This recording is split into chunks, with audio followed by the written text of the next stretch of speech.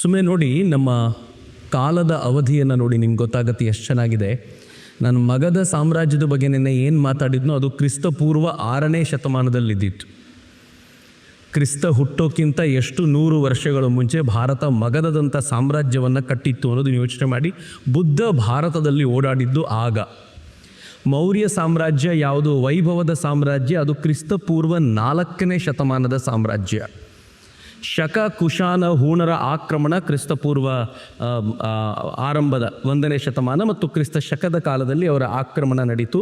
ಕುಶಾನರು ಕ್ರಿಸ್ತ ಶಕ 1ರಿಂದ 4ನೇ ಶತಮಾನದವರೆಗೆ ಭಾರತದಲ್ಲಿದ್ದರು.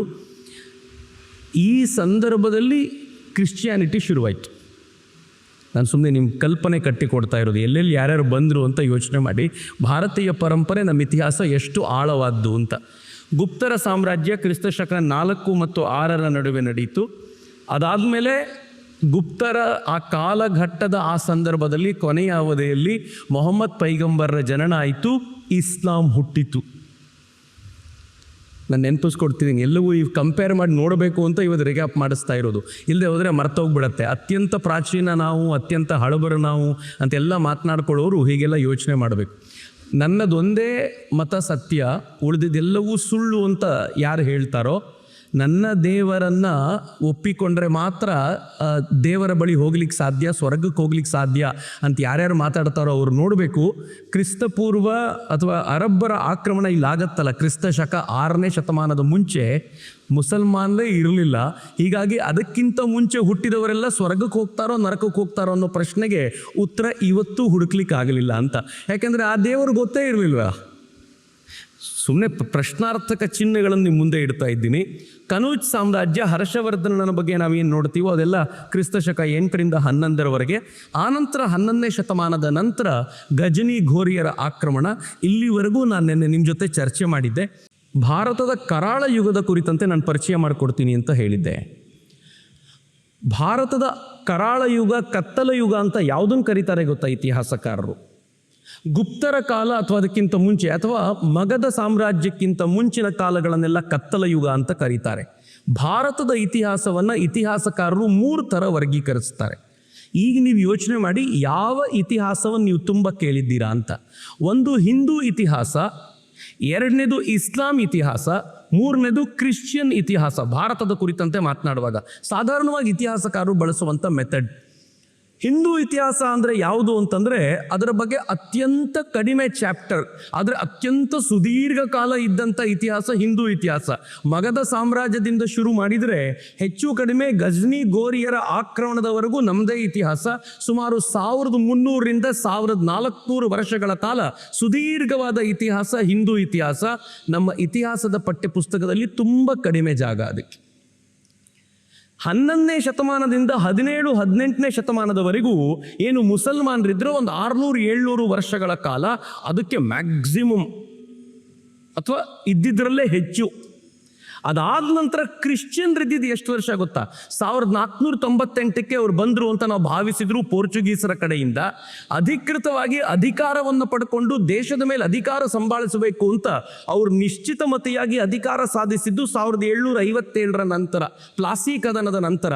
1757ರಿಂದ 1947ರವರೆಗೆ ಹೆಚ್ಚಂದರೆ 200 ವರ್ಷ. 200 ವರ್ಷವೂ ಆಗೋದಿಲ್ಲ. ಆ 200 ವರ್ಷಕ್ಕೆ ಎಷ್ಟು ಸಾಹಿತ್ಯ ಇದೆ ಅಂತಂದರೆ, ಈಗ ಆಗಸ್ಟ್ 15ಕ್ಕೆ ಸ್ವಾತಂತ್ರ್ಯ ಸಂಭ್ರಮ ಬರುತ್ತಲ್ಲ, ಸ್ವಾತಂತ್ರ್ಯ ಸಂಭ್ರಮ ಬಂದಾಗ ಕೇಳಿ ನೋಡಿ, ಸ್ವಾತಂತ್ರ್ಯ ಹೋರಾಟಗಾರರು ಅಂತ ಯಾರನ್ನು ಕರೀತಾರೆ ಅಂತಂದರೆ, ಯಾರು 1857ರ ನಂತರ 1947ರವರೆಗೂ ಹೋರಾಟ ಮಾಡಿದ್ರೋ ಅವರು ಮಾತ್ರ ಸ್ವಾತಂತ್ರ್ಯ ಹೋರಾಟಗಾರರು ಅಂತ ಕರೆಯಲ್ಪಡ್ತಾರೆ. ದುರಂತ ಅಲ್ವೇನಿದು? ಭಾರತದ ಸ್ವಾತಂತ್ರ್ಯದ ಹೋರಾಟ ಅಷ್ಟು ಚಿಕ್ಕದ್ದ? ನೀವು ಇದನ್ನು ನೋಡಿ, ಮಗಧ ಸಾಮ್ರಾಜ್ಯ ಇಲ್ಲೆಲ್ಲ ಬಿಡಿ, ಅರಬ್ಬರ ಆಕ್ರಮಣದಿಂದ ಶುರು ಮಾಡಿ 1947ರವರೆಗೂ ಈ ದೇಶದ ಸ್ವಾತಂತ್ರ್ಯವನ್ನು ಬಿಟ್ಟು ಬಿಡದೆ ಕಾಪಾಡಿಕೊಳ್ಬೇಕು ಅಂತ ಹೋರಾಡಿದ ಪ್ರತಿಯೊಬ್ಬನೂ ಕೂಡ ಸ್ವಾತಂತ್ರ್ಯ ಹೋರಾಟಗಾರನೇ. ಹೀಗಾಗಿ ಸ್ವಾತಂತ್ರ್ಯದ ಇತಿಹಾಸ ಅಂತಂದರೆ 90 ವರ್ಷಗಳ ಇತಿಹಾಸ ಅಲ್ಲ. ಭಾರತದ ಸ್ವಾತಂತ್ರ್ಯದ ಇತಿಹಾಸ ಅಂತಂದರೆ ಶತಮಾನಗಳ ಹೋರಾಟದ ಇತಿಹಾಸ, ಮತ್ತು ಇವತ್ತಿಗೂ ನಿಲ್ಲದೇ ಇರುವಂಥ ಭಾರತದ ಸ್ವಾತಂತ್ರ್ಯದ ಹೋರಾಟ ಅಂತ ನಾನು ಯಾವಾಗಲೂ ಭಾವಿಸ್ತೀನಿ. ಈ ಇಡೀ ಸ್ವಾತಂತ್ರ್ಯ ಹೋರಾಟದಲ್ಲಿ ನನ್ನ ದೃಷ್ಟಿಯಲ್ಲಿ ಅತ್ಯಂತ ಕರಾಳ ಯುಗ ಯುಗ 11ನೇ ಶತಮಾನದಿಂದ 17ನೇ ಶತಮಾನದವರೆಗೂ. ಎಷ್ಟು ಕತ್ತಲು ಅಂತಂದರೆ ಈ ದೇಶ ತನ್ನ ವ್ಯಾಲ್ಯೂ ಬೇಸ್ನಲ್ಲಿ, ವ್ಯಾಲ್ಯೂ ಸಿಸ್ಟಮ್ನಲ್ಲಿ ಏನೇನು ಇರಲಿಲ್ವೋ ಎಲ್ಲವನ್ನೂ ಕಂಡುಬಿಡ್ತು. ಭಾರತದ ಅತ್ಯಂತ ವೈಭವದ ಕಾಲ ಗುಪ್ತರ ಕಾಲ ಅಂತ ನಾವು ಮಾತನಾಡ್ತೀವಿ. ಮಿತ್ರ, ಗುಪ್ತರ ಕಾಲದ ವೈಶಿಷ್ಟ್ಯ ಏನು ಗೊತ್ತೇನು? ಈ ದೇಶ ಅತಿ ಶ್ರೇಷ್ಠವಾಗಿರುವಂಥ ಮಂದಿರಗಳನ್ನು ಕಂಡಿದ್ದು ಗುಪ್ತರ ಕಾಲದಲ್ಲಿ. ಈ ದೇಶ ಅತಿ ಶ್ರೇಷ್ಠವಾದ ಸಾಹಿತ್ಯಗಳನ್ನು ಕಂಡಿದ್ದು ಗುಪ್ತರ ಕಾಲದಲ್ಲಿ. ಈ ದೇಶ ಅತ್ಯಂತ ಹೆಚ್ಚಿನ ವೈಜ್ಞಾನಿಕ ಅನ್ವೇಷಣೆಗಳನ್ನು ನೋಡಿದ್ದು ಗುಪ್ತರ ಕಾಲದಲ್ಲಿ. ಈ ದೇಶದ ಎಲ್ಲ ವೈಭವ ನಾವೇನು ನೋಡ್ತೀವೋ ಎಲ್ಲ ಗುಪ್ತರ ಕಾಲದಲ್ಲಿ. ಈ ದೇಶ ಅತ್ಯಂತ ಪಾತಾಳಕ್ಕೆ ಮುಟ್ಟಿದ್ದು ಮುಸಲ್ಮಾನರ ಅವಧಿಯಲ್ಲಿ. ಎಷ್ಟು ಪಾತಾಳಕ್ಕೆ ಅಂತಂದರೆ ಯಾವುದ್ಯಾವುದು ಹಿಂದೂಗಳಿಗೆ ಗೊತ್ತಿರಲಿಲ್ವೋ ಅವೆಲ್ಲವೂ ಮುಸಲ್ಮಾನರ ಕಾಲದಲ್ಲಿ ಶುರುವಾಯಿತು. ಮೊದಲನೇದಾಗಿ ನಾನು ಇಡೀ ಆ ಪರಂಪರೆಯನ್ನು ಹಾಗೆ ಹೇಳೋದಿಲ್ಲ, ಒಂದೊಂದು ಗುಣವನ್ನು ತಗೊಂಡು ಮುಸಲ್ಮಾನ ಒಬ್ಬೊಬ್ಬ ನವಾಬನ, ಒಬ್ಬ ರಾಜನ ಗುಣಗಳನ್ನು, ಸುಲ್ತಾನನ ಗುಣಗಳನ್ನು ಹೇಳಿದ್ರೆ ಮುಗಿದೋಗ್ಬಿಡುತ್ತೆ ಅಂತ ನಾನು ಅನ್ಕೊಂಡು ಅವ್ರ ಗುಣಗಳನ್ನಷ್ಟೇ ಕ್ಯಾರಿ ಮಾಡ್ತೀನಿ. ಮೊದಲನೇದು, ಈ ದೇಶದಲ್ಲಿ ಕಾಮವಾಂಛೆ ಅನ್ನೋದು ಓಪನ್ ಆಗಿ ಯಾವತ್ತೂ ಇರಲಿಲ್ಲ. ಹೆಣ್ಣು ಮಕ್ಕಳನ್ನು ನೋಡಿದರೆ ಅತ್ಯಂತ ಹೆಚ್ಚು ಗೌರವದಿಂದ ಬದುಕಿದ್ದಂಥ ನಾಡಿದು. ಈ ನಾಡಿಗೆ ಕಾಮಾಂಧತೆ ಅನ್ನೋದರ ಭಯಾನಕವಾದ ಇಂಟ್ರೊಡಕ್ಷನ್, ಯಾರು ಬೇಕಾದರೂ ಕಾಮಾಂಧರಾಗಬಹುದು ಅನ್ನೋದನ್ನು ತೋರಿಸಿಕೊಟ್ಟಿದ್ದು ಮುಸಲ್ಮಾನರ ಆಕ್ರಮಣದ ನಂತರ. ಇಲ್ಲಿ ಚಿತ್ರ ಹಾಕಿರೋದು ಖಿಲ್ಜಿದು. ಇವನು ಅಲ್ಲಾವುದ್ದೀನ್ ಖಿಲ್ಜಿ ಹೇಗಿದ್ದ ಅಂತಂದರೆ ಜಲಾಲುದ್ದೀನ್ ಖಿಲ್ಜಿಯ ಅಳಿಯ. ಒಂದೊಂದೇ ಒಂದು ಘಟನೆ ನಾನು ನಿಮ್ಗೆ ಹೇಳಿದರೆ ಯಾವ ಥರ ಕ್ರೌರ್ಯ ಇತ್ತವರದ್ದು ಭಾರತದ ಹೆಣ್ಣು ಮಕ್ಕಳೊಂದಿಗೆ. ಇವತ್ತು ಯಾರ್ಯಾರು ಇಲ್ಲಿ ಕೂತಿದ್ದೀರೋ ಹೆಣ್ಣು ಮಕ್ಕಳು ಪ್ರತಿ ಬಾರಿ ನೆನಪಿಸ್ಕೊಳ್ಳಿ, ನಮ್ಮ ಹಿರಿಯರು, ನಮ್ಮ ಪೂರ್ವಜರು ಯಾವ ಥರದ ಬದುಕನ್ನು ಬದುಕಿದ್ರು, ಆ ಕ್ಷಣದ ನಡುವೆಯೂ ಕೂಡ ನನ್ನ ಧರ್ಮವನ್ನು ಕಾಪಾಡಿಕೊಳ್ಬೇಕು ಅಂತ ಹೇಗೆ ಪ್ರಯತ್ನ ಪಟ್ಟರು ಅಂತ. ಅಲ್ಲಾವುದ್ದೀನ್ ಖಿಲ್ಜಿ ಗುಜರಾತಿನ ಅನಿಲ್ವಾಡದ ರಾಜನ ಮೇಲೆ ಅಟ್ಯಾಕ್ ಮಾಡಲಿಕ್ಕೆ ಅಂತ ಹೋಗ್ತಾನೆ. ಅನಿಲ್ವಾಡದ ರಾಜನ ಹೆಂಡತಿ, ಅವನ ರಾಣಿ ಕಮಲಾದೇವಿ ಅಂತ ಅವಳ ಹೆಸರು. ಕಮಲಾದೇವಿ ಬಹಳ ಸುಂದರಿ ಅಂತ ಅವನು ಕೇಳಿದ್ದ. ಹೀಗಾಗಿ ರಾಜನ ಮೇಲೆ ಅಟ್ಯಾಕ್ ಮಾಡಿದಾಗ ಅವನಿಗೆ ಇಚ್ಛೆ ಇದ್ದಿದ್ದು ರಾಜನನ್ನು ಸೋಲಿಸಬೇಕು, ಅದರ ಜೊತೆಗೆ ಕಮಲಾದೇವಿಯನ್ನು ಹಾರಿಸ್ಕೊಂಡು ಬರಬೇಕು ಅಂತ. ನಮ್ಮಲ್ಲಿ ರಾಜನ ಪತ್ನಿ ಏನಾದರೂ ಉಳ್ಕೊಂಡಿದ್ರೆ ಅವಳನ್ನು ಗೌರವದಿಂದ ಕಾಣ್ತಾರೆ, ಯಾರೂ ಕೂಡ ಅವಳನ್ನು ಕೆಟ್ಟ ದೃಷ್ಟಿಯಿಂದ ನೋಡೋದಿಲ್ಲ. ಆದರೆ ಇವನು ನಿಶ್ಚಯ ಇದ್ದಿದ್ದೇ ಕಮಲಾದೇವಿನ ಹಾರಿಸ್ಕೊಂಡು ಬರಬೇಕು ಅಂತ. ಅನಿಲ್ವಾಡದ ರಾಜ ಸೋತವನೇನು ಮಾಡ್ದ, ತನ್ನ ಹೆಂಡತಿಯನ್ನ ಮತ್ತು ತನ್ನ ಮಗಳು, ಅವನು ಕಮಲಾದೇವಿನ, ದೇವಲಾದೇವಿಯನ್ನ, ಕಮಲಾದೇವಿ ಹೆಂಡತಿ, ದೇವಲಾದೇವಿ ಮಗಳು, ಇಬ್ಬರನ್ನೂ ಕರ್ಕೊಂಡು ಕಾಡಿನಲ್ಲಿ ಓಡ್ತಿರ್ಬೇಕಾದಾಗ, ತಪ್ಪಿಸ್ಕೊಂಡು ಹೋಗ್ತಿರ್ಬೇಕಾದಾಗ ಕಮಲಾದೇವಿ ಅಲ್ಲಾವುದ್ದೀನ್ ಖಿಲ್ಜಿ ಕೈಗೆ ಸಿಕ್ಕಾಕೊಂಡ್ಲು. ಅವಳನ್ನು ಹೊತ್ಕೊಂಡು ಹೋದ. ಅಲ್ಲಾವುದ್ದೀನ್ ಖಿಲ್ಜಿ ಅವಳನ್ನು ಸೆಡ್ಯೂಸ್ ಮಾಡ್ದ, ಅವಳ ಜೊತೆ ತನ್ನ ಸಂಬಂಧವನ್ನು ವ್ಯಕ್ತಪಡಿಸಿದ, ಅತ್ಯಂತ ಕೆಟ್ಟದ್ದಾಗಿ ನಡ್ಕೊಂಡ. ಮತ್ತು ಕಮಲಾದೇವಿ ತನ್ನಂತಾನು ಅವನಿಗೆ ಸಮರ್ಪಿಸಿಕೊಂಡು ಮದುವೆನೂ ಆಗ್ಬಿಟ್ಲು. ಅಲ್ಲಾವುದ್ದೀನ್ ಖಿಲ್ಜಿ ಅವಳನ್ನು ಮದುವೆ ಆದ. ಒಬ್ಬ ರಾಜನ ಹೆಂಡತಿಯನ್ನು ಕರ್ಕೊಂಡೋಗಿ ಮದುವೆ ಆದ. ಮುಸಲ್ಮಾನರಲ್ಲಿ ಇದು ತುಂಬ ಹೊಸದಾಗಿರುವಂಥ ಸಂಪ್ರದಾಯ ಏನಾಗಿರಲಿಲ್ಲ. ಎಲ್ಲರೂ ಈ ಥರದ ಪ್ರಕ್ರಿಯೆಯನ್ನು ಹಿಂದಿನಿಂದ ನಡೆಸ್ಕೊಂಡು ಬಂದಿದ್ರು. ಅದೇ ಪರಂಪರೆಯ ಮುಂದುವರಿದ ಭಾಗವಾಗಿ ಇವನು ಈ ಕೆಲಸ ಮಾಡ್ದ. ಅವನು ಗುಜರಾತ್ನಿಂದ ಹೋಗಬೇಕಾದ್ರೆ ಒಬ್ಬನೇ ಹೋಗಲಿಲ್ಲ. ಕಾಮವಾಂಚೆ ಹೆಂಗಿದೆ ಅವರದ್ದು ನೋಡಿ ಒಬ್ಬನೇ ಹೋಗಲಿಲ್ಲ. ಅಲ್ಲಿನ ವ್ಯಾಪಾರಿಯನ್ನು ನೋಡಿದ. ಒಬ್ಬ ವ್ಯಾಪಾರಿಯ ಜೊತೆ ಒಬ್ಬ ಚಿಕ್ಕ ಹುಡುಗ ಕೆಲಸಕ್ಕಿದ್ದ. ನೋಡ್ಲಿಕ್ಕೆ ಭಾಳ ಮುದ್ದಾಗಿದ್ದ. ಈ ಹುಡುಗನ ಬಿಟ್ಕೊಡು ಅಂತ ಕೇಳಿದ. ಆ ಹುಡುಗನನ್ನು ಅವನು ಕೊಡಲ್ಲ ಅಂದಿದ್ದಕ್ಕೆ ವ್ಯಾಪಾರಿನ ಬಡಿದು ಆ ಹುಡುಗನನ್ನು ಜೊತೆಯಲ್ಲಿ ಕರ್ಕೊಂಡು ಹೋದ. ಮುದ್ದಾಗಿ ಚೆನ್ನಾಗಿದ್ದ ಅನ್ನೋ ಕಾರಣಕ್ಕೋಸ್ಕರ. ಯಾಕೆ ಅಂತಂದರೆ ತನ್ನ ಹೋಮೋಸೆಕ್ಸುಯಾಲಿಟಿಯ ಆ ವಾಂಚೆಯನ್ನು ಕಂಪ್ಲೀಟ್ ಮಾಡ್ಕೊಳ್ಳಿಕ್ಕೆ ಅಂತ ಅವನನ್ನು ಕರ್ಕೊಂಡು ಹೋದ. ಮುಂದೆ ಯಾರಾದ ಗೊತ್ತಾ? ಅವನು ಮಲ್ಲಿಕಾಫರ್ ಆಗಿದ್ದವನೇ. ಈ ಮಲ್ಲಿಕಾಫರ್ನ ಗುಜರಾತಿನಿಂದ ಹಿಂಗೆ ಕರ್ಕೊಂಡು ಹೋಗಿದ್ದು. ಅವನನ್ನು ಕನ್ವರ್ಟ್ ಮಾಡಿದ. ತನ್ನ ಸಲಿಂಗ ಕಾಮದ ಆ ವಾಂಚೆಯನ್ನು ತೀರಿಸ್ಕೊಳ್ಳಿಕ್ಕೆ ಅವನನ್ನು ಬಳಸ್ಕೊಂಡ. ಆದರೆ ಕಥೆಯಲ್ಲಿರುವಂಥ ಟ್ವಿಸ್ಟ್ ಎಲ್ಲಿದೆ ಅಂತಂದರೆ, ಇಡೀ ಕಥೆ ಭಾಳ ರೋಚಕವಾದ್ದು. ಇದೇ ಗುಜರಾತಿನಿಂದ ಇನ್ನೊಬ್ಬ ಹುಡುಗನನ್ನು ಕರ್ಕೊಂಡು ಹೋದ. ಆ ಹುಡುಗನ ಹೆಸರೇನು ಅಂತ ಗೊತ್ತಿಲ್ಲ. ಅವನನ್ನು ತನ್ನ ಸೇವೆಗೆ ಅಂತ ಇರಿಸ್ಕೊಂಡ, ಇದೇ ಥರದ ವಾಂಚೆಯನ್ನು ತೀರಿಸ್ಕೊಳ್ಳಿಕ್ಕೆ. ಬಹುಶಃ ಇವರೆಲ್ಲ ಕರ್ಕೊಂಡು ಹೋಗಬೇಕಾದ್ರೆ ಇದನ್ನು ತಮ್ಮ ಆವರಣ ಕೃತಿಯಲ್ಲಿ ಎಸ್.ಎಲ್. ಭೈರಪ್ಪನವರು ತುಂಬ ಚೆನ್ನಾಗಿ ಹೇಳ್ತಾರೆ. ಅವರ ಎರಡೂ ಬೀಜಗಳನ್ನು ಒಡೆದು ತನಗೆ ಬೇಕಾದಂತೆ ಹೇಗೆ ದುಡಿಸ್ಕೊಳ್ಳಿಕ್ಕೆ ಬೇಕೋ ಹಾಗೆ ದುಡಿಸ್ಕೊಳ್ಳಿಕ್ಕೆ ಅವರನ್ನು ಬಳಸ್ಕೊಳ್ತಿದ್ರು ಅಂತ. ಹಾಗೆ ಆ ಹುಡುಗನನ್ನು ಕರ್ಕೊಂಡು ಹೋದ್ಲಾಯ್ತು. ಅವನನ್ನು ಖುಸ್ರೂ ಖಾನ್ ಅಂತ ಕರೆಯಲಾಯಿತು. ಮೂವರೂ ಕೂಡ, ಒಬ್ಬಳು ಕಮಲಾದೇವಿ, ಇನ್ನೊಬ್ಬ ಖುಸ್ರು ಖಾನ್, ಮತ್ತೊಬ್ಬ ಮಲ್ಲಿಕಾಫರ್, ಮೂವರು ಅವನ ಜೊತೆ ಇದ್ದಾರೀಗ. ಮಲ್ಲಿಕಾಫರ್ ಅವನಿಗೆ ಎಷ್ಟು ಹತ್ತಿರದವನಾಗ್ಬಿಟ್ಟ ಅಂತಂದ್ರೆ ಅವನ ಜೊತೆ ಇದ್ದುಕೊಂಡು ಅವನ ಎಲ್ಲ ಪಟ್ಟುಗಳನ್ನು ಕಲ್ತ್ಕೊಂಡು ಮಲ್ಲಿಕಾಫರ್ ಅವನ ಬಲಗೈ ಬಂಟನಂತಾದ, ಪಕ್ಕಾ ಮುಸಲ್ಮಾನನಾದ. ಮತ್ತು ಅಲ್ಲಾವುದ್ದೀನ್ ಖಿಲ್ಜಿ ಯಾವ್ಯಾವ ದಂಡಯಾತ್ರೆ ಮಾಡಿ ಹೋಗ್ಬೇಕು ಅಂತಿದ್ನೋ ಅವೆಲ್ಲವನ್ನೂ ಮಲ್ಲಿಕಾಫರ್ ಮಾಡ್ತಿದ್ದ. ಮಿತ್ರರೆ, ದಕ್ಷಿಣ ಭಾರತದ ಮೇಲೆ ಮೊದಲ ಬಾರಿಗೆ ತುಂಬಾ ದೊಡ್ಡ ಮಟ್ಟದ ದಂಡಯಾತ್ರೆಯನ್ನು ನಡೆಸಿದವನು ಮಲ್ಲಿಕಾಫರ್ನೇ. ಯಾವ ಪರಿ ಅಂತಂದ್ರೆ ಅದು ಹೊಯ್ಸಳದ ಸಾಮ್ರಾಜ್ಯದ ಮೇಲೆ ಇರ್ಬೋದು, ವಾರಂಗಲಿನ ಕಾಕತೀಯರ ಮೇಲೆ ಇರ್ಬೋದು, ಎಲ್ಲರ ಮೇಲೆ ದಾಳಿ ಮಾಡಿ ಅವರನ್ನು ಲೂಟಿ ಮಾಡಿದವನು ಮಲ್ಲಿಕಾಫರ ಹಾಗೆ ಬೆಳೆದು ನಿಂತ. ಆದರೆ ಖುಸ್ರು ಖಾನ್ ಮಾತ್ರ ಒಳಗಿಂದೊಳಗೆ ತನ್ನ ಹಿಂದುತ್ವದ ಬಯಕೆಯನ್ನು ಹಾಗೆ ಉಳಿಸ್ಕೊಂಡಿದ್ದ. ತನಗೆ ಇವನು ಮಾಡ್ತಾ ಇದ್ದಂಥ ಅನ್ಯಾಯಗಳನ್ನು ಇವನ ಜೊತೆ ಇದ್ದುಕೊಂಡೇ, ಇವನಿಗೆ ಬೇಕಾದವನಾಗಿ ಇದ್ದುಕೊಳ್ಳುವ ರೀತಿಯಲ್ಲಿ ಇದ್ದುಕೊಂಡೇ ತನ್ನ ಒಳಗಿನ ಹಿಂದುತ್ವದ ಭಾವನೆಗಳನ್ನು ಹಾಗೆ ಉಳಿಸ್ಕೊಂಡಿದ್ದ. ಈಗ ರಾಣಿ ಕಮಲಾದೇವಿ ಏನು ಮಾಡಿದ್ಲು, ಮಲ್ಲಿಕಾಫರನಿಗೆ ಹೇಳಿದ್ಲು, ನೀನು ಈ ಪ್ರತಿ ಬಾರಿ ದೇವಗಿರಿಗೆ ಹೋಗ್ತೀಯಾ, ನನ್ನ ಮಗಳು ದೇವಲಾದೇವಿಯನ್ನು ದೇವಗಿರಿಯ ರಾಜನಿಗೆ, ಶಂಕರ ದೇವನಿಗೆ ಮದುವೆ ಮಾಡಿಕೊಡ್ಲಾಗಿದೆ, ಅವಳನ್ನು ಕರ್ಕೊಂಡು ಬಂದ್ಬಿಡಲ್ಲ ಇಲ್ಲಿ ಅಂತ ಅಂದ್ಬಿಟ್ಲು ಕಮಲಾದೇವಿ. ಅವಳನ್ನು ಕರ್ಕೊಂಡು ಬಾ ಅಂದಾಗ ಈ ಮಲ್ಲಿಕಾಫರ್ ಅಲ್ಲಿಗೆ ದಾಳಿ ಮಾಡಲಿಕ್ಕೆ ಅಂತ ಹೋದವನು ಆ ಶಂಕರ ದೇವನಿಂದ ಅವನ ಪತ್ನಿ ಈ ದೇವಲಾದೇವಿಯನ್ನು ಅಪಹರಿಸ್ಕೊಂಡು ಬಂದ. ಅಪಹರಿಸ್ಕೊಂಡು ಬರೋದೇನು, ರಾಜಾರೋಷವಾಗಿ ಕರ್ಕೊಂಡು ಬರುವಂಥ ವ್ಯವಸ್ಥೆ ಅದು. ಕರ್ಕೊಂಡು ಬಂದ ನಂತರ ಸ್ವತಃ ತಾಯಿಯೇ ನಿಂತು ಏನು ಮಾಡಿದ್ಲು, ಅಲ್ಲಾವುದ್ದೀನ್ ಖಿಲ್ಜಿಯ ದೊಡ್ಡ ಮಗ ಖಿಜ್ರಿ ಖಾನ್ ಜೊತೆ ಮದುವೆ ಮಾಡಿ ಕೊಟ್ಲು. ಅಸಹ್ಯಕರವಾಗಿರುವಂಥ ಘಟನೆ ಹಂಚ್ಕೊಳ್ತಿದ್ದೀನಿ ನಾನು. ಆಗಲೇ ಮದುವೆ ಆಗಿದ್ದ ತನ್ನ ಮಗಳು, ಇನ್ನು ಪುಟ್ಟ ಬಾಲೆ 10-12 ವರ್ಷದ ಹೆಣ್ಮಗಳಿರ್ಬೋದು, ಅವಳನ್ನು ಖಿಜ್ರಿ ಖಾನ್ ಜೊತೆ ಮದುವೆ ಮಾಡಿಕೊಟ್ಲು. ಖಿಜ್ರಿ ಖಾನ್ಗೆ ಮದುವೆ ಆಯಿತು. ಮದುವೆ ಆದ ನಂತರ ಅಲ್ಲಾವುದ್ದೀನ್ ಖಿಲ್ಜಿ ಈ ಹಂತದಲ್ಲಿ ಇಷ್ಟು ವರ್ಷಗಳಲ್ಲಿ ಅವನ ಹೆಲ್ತ್ ತುಂಬ ಹಾಳಾಗಿ ಅಲ್ಲಾವುದ್ದೀನ್ ಖಿಲ್ಜಿ ತೀರಿಕೊಂಡ ತಕ್ಷಣ ಅವನ ಬಲಗೈ ಬಂಟನಾಗಿದ್ದಂಥ ಮಲ್ಲಿಕಾಫರ್ ಏನು ಮಾಡ್ದ, ತಾನು ಅಧಿಕಾರಕ್ಕೆ ಬಂದು ಕೂತ. ಇಷ್ಟೊಗ್ಗೆ ಖುಸ್ರು ಖಾನ್ ಏನು ಮಾಡಿದ್ದ, ಅಲ್ಲಾವುದ್ದೀನ್ ಖಿಲ್ಜಿಯ 2ನೇ ಮಗ ಮುಬಾರಕ್ಗೆ ತುಂಬ ಆತ್ಮೀಯನಾಗಿ ಬೆಳೆದು ಬಂದ್ಬಿಟ್ಟಿದ್ದ. ಯಾವಾಗ ಮಲ್ಲಿಕಾಫರ್ ಅಲ್ಲಾವುದ್ದೀನ್ ಕೆಳಗಿಳಿಸಿ ಇವನ್ ಮೇಲಕ್ಕೆ ಹೋಗಿ ಕೂತ್ನೋ, ಈ ಖುಸ್ರು ಖಾನ್ ಈ 2ನೇ ಮಗ ಮುಬಾರಕ್ಕನ ಕಿವಿಯನ್ನು ತುಂಬಿ ಏನು ಮಾಡಿದ, ಒಂದು ಕೆಲಸ ಮಾಡೋಣ, ಮಲ್ಲಿಕಾಫರ್ನ ಕೆಳಗಿಳಿಸೋಣ ಅಂತ ವ್ಯವಸ್ಥೆ ಮತ್ತು ಸಮಯವನ್ನು ನೋಡಿ ಮಲ್ಲಿಕಾಫರ್ನ ಕೆಳಗಿಳಿಸಿ ಅವನನ್ನು ಕೊಂದು ಬಿಸಾಡಿದರು. ಈಗ ಮುಬಾರಕ್ ಪಟ್ಟಕ್ಕೇರಿದ. ಪಟ್ಟಕ್ಕೇರಿದ ತಕ್ಷಣ ಏನಾಯ್ತು ಗೊತ್ತಾ, ಅವನು ಖಿಜ್ರಿ ಖಾನನ್ನು ಕೊಂದ, ತನ್ನ ಅಣ್ಣನನ್ನು ಕೊಂದ, ಅಣ್ಣನ ಹೆಂಡತಿ ದೇವಲಾದೇವಿಯನ್ನು ತಾನು ಮದುವೆಯಾದ. ನನಗೆ ನಂಗೆ ಗೊತ್ತು ಭಾಳ ಜನರಿಗೆ ಜೀರ್ಣ ಆಗೋದಿಲ್ಲ, ಹೇಗೆ ಸಾಧ್ಯ ಇದು ಅಂತ. ದೇವಲಾದೇವಿ ಮತ್ತು ಖಿಜ್ರಿ ಖಾನ್ ಭಾಳ ಚೆನ್ನಾಗಿದ್ರು ಅಂತ ಅನೇಕ ಮುಸ್ಲಿಂ ಇತಿಹಾಸಕಾರರು ಬರೀತಾರೆ. ಸಾವರ್ಕರ್ ಇದ್ರ ಬಗ್ಗೆ ತುಂಬ ವಿಸ್ತಾರವಾಗಿರುವಂಥ ಕಥನವನ್ನು ಕೊಡ್ತಾರೆ. ಆದರೆ ಆ ದೇವಲಾದೇವಿ ಯಾವತ್ತೂ ಕೂಡ ತನ್ನ ಹೃದಯವನ್ನು ಇವ್ರ ಕಡೆ ಕೊಟ್ಟಿರಲಿಲ್ಲ.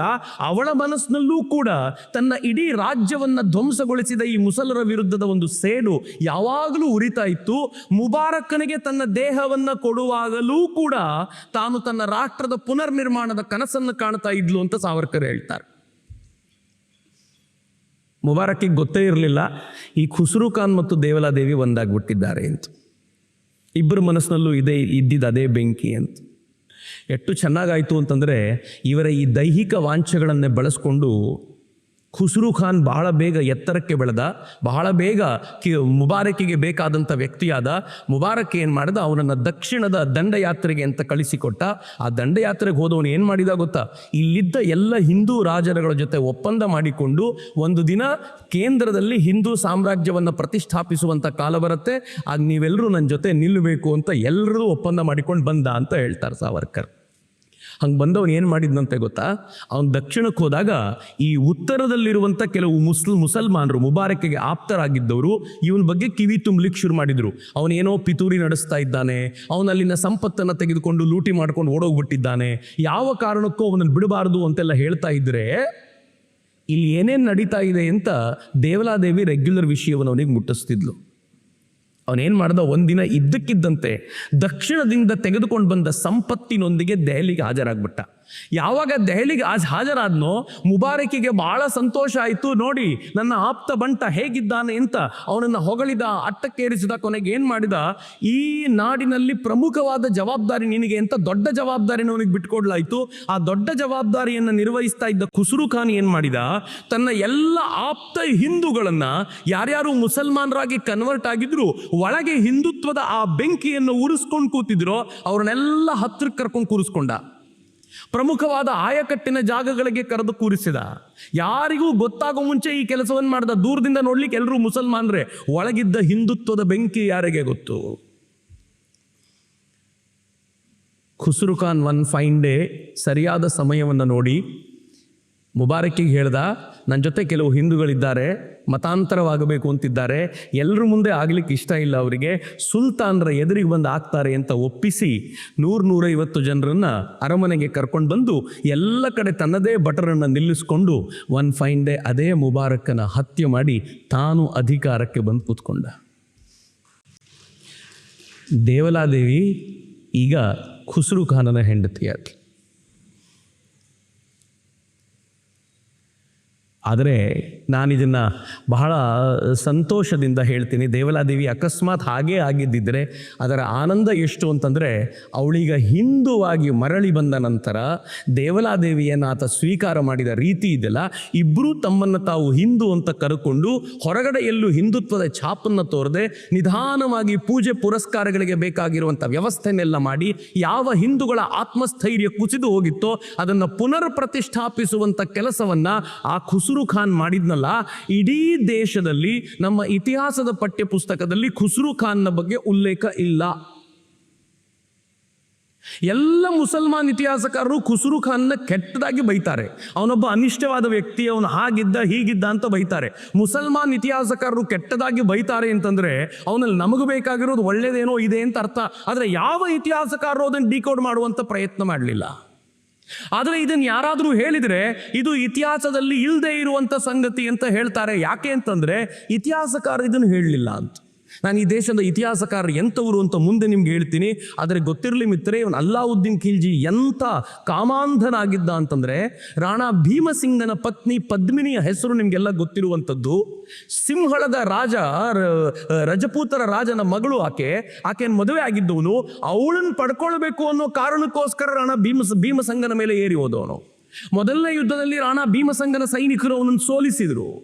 ಆದರೆ ಎರಡನೇ ಬಾರಿ ಮತ್ತೆ ಯುದ್ಧ ಮಾಡಲಿಕ್ಕೆ ಬಂದ, ಸೋಲಿಸಿದಾಗ ಕೊಂದು ಮುಗಿಸುವಂಥ ಪರಿಪಾಠ ಭಾರತೀಯರು ಇಟ್ಕೊಳ್ದೇ ಇದ್ದಿದ್ದರಿಂದ ಎರಡನೇ ಬಾರಿ ದಾಳಿ ಮಾಡಿದ.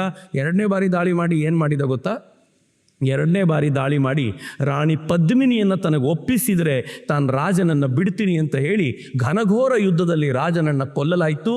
ರಾಣಿ ಪದ್ಮಿನಿಯನ್ನು ತಾನು ಭೋಗಿಸುವಂಥ ವಾಸನೆಯಿಂದ ಧಾವಿಸಿ ಬಂದಂಥ ಅಲ್ಲಾವುದ್ದೀನ್ ಖಿಲ್ಜಿಗೆ ಅಗ್ನಿಯನ್ನು ಹೊತ್ತಿಸಿ ತನ್ನನ್ನೇ ತಾನು ಆಹುತಿ ಮಾಡಿಕೊಂಡಂಥ ರಾಣಿ ಪದ್ಮಿನಿ ಸಿಗಬೇಕಾದಂಥ ಪರಿಸ್ಥಿತಿ ಸಿಕ್ತು. ಮಿತ್ರ, ರಾಣಿ ಪದ್ಮಿನಿಯ ಈ ಹೋರಾಟ ಇದೆಯಲ್ಲ, ಭಾರತದ ಇತಿಹಾಸದ ಅಪ್ರತಿಮವಾದ ಸಂಗತಿ. ಆಕೆ ಒಬ್ಬಳೇ ಅಂತಲ್ಲ, ಅನೇಕರು ಈ ಥರದ ತಮ್ಮ ಜೀವವನ್ನು ಕೊಟ್ಟಿದ್ದಾರೆ. ಇದನ್ನು ಜೀವಹರ ಅಂತ ಕರೀತಾರೆ. ಆನಂತರದ ದಿನಗಳಲ್ಲಿ ಜೌಹರ್ ಪದ್ಧತಿ ಅಂತ ಕರೆಯಲ್ಪಡ್ತು. ತನ್ನನ್ನು ತಾನು ಜೀವಹರಣ ಮಾಡ್ಕೊಳ್ಳೋದು. ಯಾಕೆ ಜೀವಹರಣ ಮಾಡ್ಕೊಳ್ಳೋದು ಅಂತ ಅನೇಕರು ಪ್ರಶ್ನೆ ಮಾಡ್ತಿರಲ್ಲ, ಅಂಥವರಿಗೆ ದೇವಲಾದೇವಿ ಒಂದು ಒಳ್ಳೆ ಉದಾಹರಣೆ. ಒಬ್ಬ ಪತಿಯನ್ನು ಜೀವಮಾನ ಪರ್ಯಂತ ಅವನು ಸತ್ತ ನಂತರವೂ ಕೂಡ ಅವನ ನೆನಪಲ್ಲೇ ಕಳೆಯುವಂಥ ಭಾರತೀಯ ಹಿಂದೂ ಹೆಣ್ಣು ಮಗಳಲ್ಲಿ, ಮತ್ತು ಗಂಡನನ್ನು ಕೊಂದು ಆ ಹೆಂಡತಿಯನ್ನು ತನ್ನ ಜನಾನಕ್ಕೆ ಸೇರಿಸುವಂಥ ಮಂದಿಯಲ್ಲಿ ಅನ್ನೋದನ್ನು ನೀವು ಯೋಚನೆ ಮಾಡಬೇಕು ಅಂತ. ಘಿಯಾಸುದ್ದೀನ್ ತುಘಲಕ್ ಅಂತೂ ಬಿದ್ದ. ಆ ಘಿಯಾಸುದ್ದೀನ್ ಹೇಗಿದ್ದ ಗೊತ್ತೇನು? ಅವನ ಜನಾನದಲ್ಲಿ ಮುಸಲ್ಮಾನ್ ಇತಿಹಾಸಕಾರರು ಹೇಳ್ತಾರೆ, ಜನಾನ ಅಂತಂದರೆ ಅಂತಃಪುರ ಇದ್ದಂತೆ. ಅವನ ಅಂತಃಪುರದಲ್ಲಿ 16,000 ಜನ ಇದ್ರಂತೆ. 16,000 ಜನ ಅಂತ ಹೇಳುವಾಗ ಕೆಲವು ಇತಿಹಾಸಕಾರರು ಹೇಳ್ತಾರೆ ಮಿನಿಮಮ್ 10,000 ಜನರಾದರೂ ಅವನ ಅಂತಃಪುರದಲ್ಲಿದ್ದರು ಅಂತ. ಈ 10,000 ಜನ ಯಾರು? ಯಾವುದೋ ಜಮೀನ್ದಾರನ ಮಗಳು, ಊರಿನ ಯಾವುದೋ ಹಿರಿಯರ ಮಗಳು. ಎಲ್ಲಿಯವರೆಗೂ ಇವರ ಅಟಾಟೋಪ ಇತ್ತು ಅಂತಂದರೆ, ನಾನು ಈಗಲೂ ಯಾರಿಗಾದರೂ ರಾಜಸ್ಥಾನದವ್ರು ಯಾರ್ದಾದ್ರೂ ಪರಿಚಯ ಇದ್ದರೆ, ಪ್ರಾಬಬಲಿ ಗುಜರಾತ್ನಲ್ಲಿ ಈಗ ಹಂಗಿರ್ಲಿಕ್ಕಿಲ್ಲ, ರಾಜಸ್ಥಾನದಲ್ಲಂತೂ 100% ಇದೆ. ಹೇಗೆ ಗೊತ್ತೇನು? ಮದುವೆ ನಡೆಯುವಾಗ ಹುಡುಗಿಯ ಮನೆ ಕಡೆಯವರು ಮದುವೆ ಮಾಡ್ತಾರೆ, ಹುಡುಗನ ಮನೆ ಕಡೆಯವರು ಹುಡುಗಿ ಮನೆಯವರೆಗೂ ಬರೋದಿಲ್ಲ. ಅವರೆಲ್ಲರೂ ಊರಾಚೆ ಇರ್ತಾರೆ.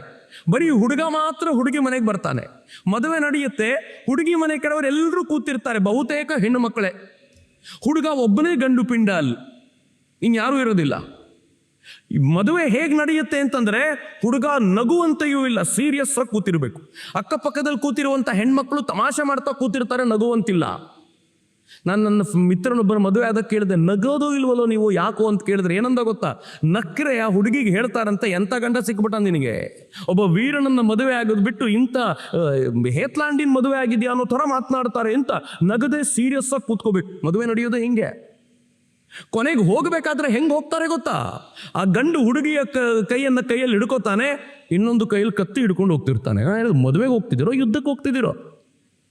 ಆಮೇಲೆ ಇತಿಹಾಸ ನೋಡಿದ್ಮೇಲೆ ಗೊತ್ತಾಯ್ತು, ಎಲ್ಲಿ ಮದುವೆಯ ಸಂಭ್ರಮ ಕಾಣ್ತಿತ್ತೋ ಅಲ್ಲಿ ಮುಸಲ್ಮಾನ್ ಸುಲ್ತಾನರು ಆಕ್ರಮಣ ಮಾಡಿ, ಅವರ ಸೈನಿಕರು, ಸುಲ್ತಾನರೇ ಬೇಕು ಅಂತಿಲ್ಲ, ಆಕ್ರಮಣ ಮಾಡಿ ಇನ್ನೂ ಮದುವೆ ಆಗದ ಹೆಣ್ಣು ಮಕ್ಕಳನ್ನು ಹೊತ್ಕೊಂಡು ಹೋಗ್ತಿದ್ರು. ತುಂಬ ಚೆನ್ನಾಗಿದ್ರೆ ರಾಜನ ಜನಾನಕ್ಕೆ ಹೋಗ್ತಿದ್ರು, ಇಲ್ಲ ಅಂತಂದರೆ ಯಾರದ್ದೋ ಸೈನಿಕ ಅವಳನ್ನು ಹಂಚಿಕೊಂಡು ಬಿಡ್ತಿದ್ದ. ಏನು ಅವಸ್ಥೆ ಮಿತ್ರ! ಇದು ಭಾರತದಲ್ಲಿ ಮಾತ್ರ ಮಾಡಿದ್ರು ಅಂತ ತಿಳ್ಕೊಳ್ಬೇಡಿ, ಇಸ್ಲಾಂ ಹುಟ್ಟಿದಾಗ್ಲಿಂದಲೂ ಹೀಗೆ ಇದೆ. ಆರಂಭದ ಯುದ್ಧಗಳಲ್ಲೂ ಕೂಡ ಅವ್ರು ಏನು ಮಾಡಿದ್ದಾರೆ ಅಂತಂದ್ರೆ, ಯುದ್ಧ ಮುಗಿದ ನಂತರ ಸಿಗುವ ಹೆಣ್ಣುಗಳನ್ನು ಡಿವೈಡ್ ಮಾಡ್ಕೊಳ್ತಿದ್ರು. ಈಗಲೂ ಕೂಡ ಇದು ಜೀರ್ಣ ಆಗೋದಿಲ್ಲ ನಮಗೆ, ಬಟ್ ಇದು ಹಿಸ್ಟ್ರಿ. ಯಾರ್ಯಾರು ಭಾರತದ ಕುರಿತಂತೆ ಅಬದ್ಧದ ಹಿಸ್ಟ್ರಿಯನ್ನು ಬರೆದಿದ್ದಾರೋ ಅವರೂ ಕೂಡ ಮುಸಲ್ಮಾನರ ಬಗ್ಗೆ ಬರಿಬೇಕಾದಾಗ ಹೀಗಿದ್ರು ಅಂತ ಬರೀತಾರೆ. ಭಾರತ ಈ ಥರದ ಭಯಾನಕ ದಿನಗಳನ್ನು ಕಂಡಿದೆ. ನಾನು ಈಗಲೂ ಅಂದ್ಕೊಳ್ತೀನಲ್ಲ, ನಾವು ಅಟಕ್ಕನ ದಾಟಿ ಹೋಗಬಾರ್ದು, ನಾವು ಸಿಂಧೂ ನದಿಯನ್ನು ದಾಟಿ ಹೋಗಬಾರ್ದು, ಹೋದರೆ ಅದು ತಪ್ಪಾಗುತ್ತೆ ಅಂತ. ಯಾಕೆ ನಮ್ಮವ್ರು ರಿಸ್ಟ್ರಿಕ್ಷನ್ ಮಾಡಿದ್ರು ಅಂತಂದರೆ, ಇಂಥ ಕ್ರೂರಿಗಳಿರುವಂಥ ಜನಕ್ಕೆ ಹೋಗಬೇಡಿ, ಜನರ ಜಾಗದಲ್ಲಿ ಹೋಗಬೇಡಿ ಅಂತ ನಮ್ಮವ್ರು ರಿಸ್ಟ್ರಿಕ್ಷನ್ ಮಾಡಿಟ್ಟಿದ್ದು ಈ ಕಾರಣಕ್ಕೆ ಅಂತ ಅನೇಕ ಬಾರಿ ಅನ್ಸುತ್ತೆ. ಯಾಕೆ ಹಂಗೆ ಮಾಡಿದ್ರು ಅಂತ ಕೆಲವೊಂದ್ಸಲ ಕೋಪದಿಂದ ಕೇಳಬೇಕು ಅನ್ಸುತ್ತೆ. ಆದರೆ ಇವತ್ತಿಗೂ ನಾವು ಹೇಗಿದ್ದೀವಿ ಅಂತಂದರೆ, ಒಂದೇ ಜನಾಂಗದ ಜನ ಒಂದು ಕಡೆ ಇದ್ದರೆ ಅದೊಂದು ಮಿನಿ ಪಾಕಿಸ್ತಾನ ಕಣೋ, ಆ ಕಡೆಗೆ ಹೋಗಲೇಬೇಡ ಅಂತ ಈಗಲೂ ಮಾತನಾಡ್ತೀವಲ್ಲ ನಾವು. ನಮ್ಮ ಮುಂದಿನ ಪೀಳಿಗೆಯವರು ಈ ಪ್ರಶ್ನೆ ನಮ್ಮನ್ನು ಕೇಳಿದರೆ ಅಲ್ಲಿ ಯಾಕೆ ಹೋಗಬೇಡಿ ಅಂತ ಹೇಳಿದ್ರು ಅಂತ ನಮ್ಗೆ ಅರ್ಥವೇ ಆಗ್ತಿರ್ಲಿಲ್ಲ ಅಂತಂದರೆ ನಮಗೆ ಮಾತ್ರ ಗೊತ್ತಾಗುತ್ತೆ, ಮುಂದಿನ ಪೀಳಿಗೆಯವ್ರಿಗೆ ಗೊತ್ತಾಗೋದಿಲ್ಲ. ಈ ಥರದ ಪರಿಸ್ಥಿತಿ ಆವತ್ತಿನ ದಿನಗಳಲ್ಲಿತ್ತು ಅಂತ. ನಾನು ಭಾರತದ ಕರಾಳು ಯುಗ ಅಂತ ಯಾಕೆ ಕರಿತೀನಿ ಅಂತಂದರೆ, ಸ್ತ್ರೀಯರನ್ನ ಮಾರಾಟದ ವಸ್ತುಗಳಾಗಿ ನೋಡಿದ್ರು ಈ ದೇಶಕ್ಕೆ ಬಂದಂಥ ಮುಸಲ್ಮಾನರು. ಮಾರಾಟದ ವಸ್ತುಗಳು ಅಂದರೆ ಹೇಗೆ ಗೊತ್ತಾ ಮಿತ್ರರೇ, ಅರಬ್ಬರ ಸಂತೆಗಳಲ್ಲಿ ಭಾರತದ ಹೆಣ್ಣು ಮಕ್ಕಳನ್ನ ಸಂತೆಯ ವಸ್ತುಗಳಂತೆ ನಿಲ್ಲಿಸಿ ಮಾರಾಟ ಮಾಡಲಾಗ್ತಿತ್ತು. ಆರಂಭದಲ್ಲಿ ಭಾರತದ ಹೆಣ್ಣು ಮಕ್ಕಳ ಬಗ್ಗೆ ಅಪಾರವಾದ ಬೇಡಿಕೆ ತುಂಬ ಇತ್ತು, ಹೀಗಾಗಿ ಮಾರಾಟ ಆಗ್ತಿತ್ತು. ಆಮೇಲೆ ಸಂಖ್ಯೆ ಜಾಸ್ತಿ ಆದಮೇಲೆ ಕೊಂಡುಕೊಳ್ಳೋರು ಯಾರು? ಅದಕ್ಕೆ ಏನು ಮಾಡ್ತಿದ್ದರಂತೆ ಗೊತ್ತಾ, ನಾನು ದಾಖಲೆಯಿಂದ ಆಧಾರಬದ್ಧವಾಗಿ ಹೇಳ್ತಿದ್ದೀನಿ, ಅವರ ಬಟ್ಟೆಗಳನ್ನು ಬಿಚ್ಚಿಸಿ ನಗ್ನವಾಗಿ ನಿಲ್ಲಿಸ್ತಿದ್ರಂತ. ಕೊಂಡುಕೊಳ್ಳೋನು ಹೇಗೆ ದನಗಳನ್ನು ಮುಟ್ಟಿ ನೋಡ್ತಾರೋ ಹಾಗೆ ಆ ಹೆಣ್ಣು ಮಕ್ಕಳ ಮರ್ಮಾಂಗಗಳನ್ನು ಮುಟ್ಟಿ ನೋಡಿ ಅದಕ್ಕೆ ದುಡ್ಡು ಬೋಲಿ ಹಾಕ್ತಿದ್ರು, ಹರಾಜ್ ಕೂಗ್ತಿದ್ರು. ಕೊನೆಗೆ 2 ದಿರ್ಹಮ್ಸ್ ಕೊಟ್ಟಿದ್ರು, 2 ದಿನಾರ್ ಕೊಟ್ಟಿದ್ರು, ಸಾಕು ಇವಳನ್ನು ಕರ್ಕೊಂಡು ಹೋದರೆ ಸಾಕು ಅನ್ನೋ ಮಟ್ಟಿಗೆ, ಅಷ್ಟರ ಮಟ್ಟಿಗೆ ಈ ದೇಶದ ಹೆಣ್ಣು ಮಕ್ಕಳು ಅರಬ್ಬರ ನಾಡಿನಲ್ಲಿ ಫ್ಲಡ್ ಆದರು ಅಂತ ಹೇಳ್ತಾರೆ.